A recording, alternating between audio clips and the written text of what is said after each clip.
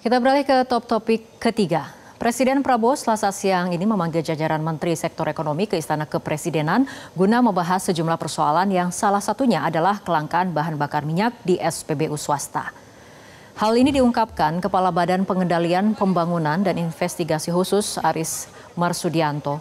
Sejumlah menteri yang nampak hadir yakni Menteri Koordinator Bidang Perekonomian Erlangga Hartarto, Menteri Keuangan Purbaya Sadewa, Menteri Investasi dan Hilirisasi Rosan Perkasa Ruslani, Menteri Perumahan dan Kawasan Permukiman Marwarar Sirait, serta Gubernur BI Peri Warjio.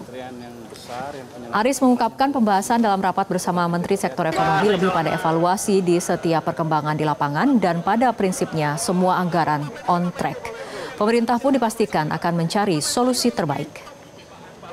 Soal rencana merger itu Pelita Air sama Garuda itu udah sampai mana sih kejadian? Semuanya dibahas ya, bagaimana supaya teknik-teknik di lapangan itu mungkin ada yang tersumbat di sana sini ya.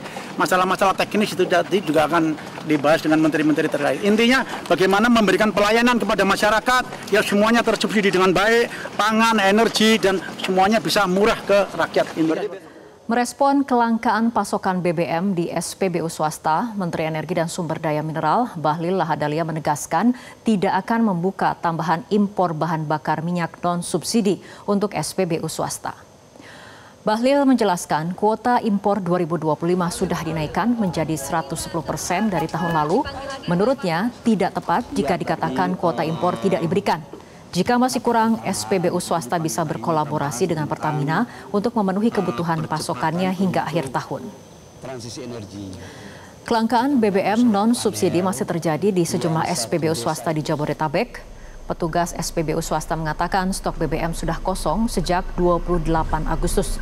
Saat ini Kementerian SDM mengkalkulasi kekurangan BBM untuk seluruh perusahaan SPBU swasta hingga akhir tahun mencapai 1,4 juta kiloliter. SPBU swasta itu sudah diberikan kuota impor 110% dibandingkan dengan 2024. Ini biar clear ya, kita sudah memberikan kuota impor 110%.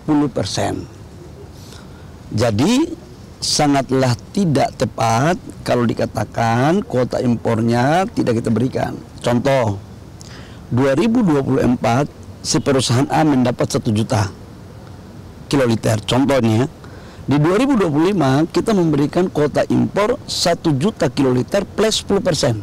Berarti 1.100.000 kiloliter. Nah, kalau masih ada kekurangan, kita minta untuk melakukan kolaborasi dengan Pertamina. Kenapa? Karena ini terkait dengan hajat hidup orang banyak. Direktur Utama Pertamina, Simon Aloysius Mantri menegaskan stok BBM Pertamina masih aman apabila memasok stok SPBU swasta. Mengenai mekanisme penyaluran, Simon menyebut hal itu masih dalam pembahasan.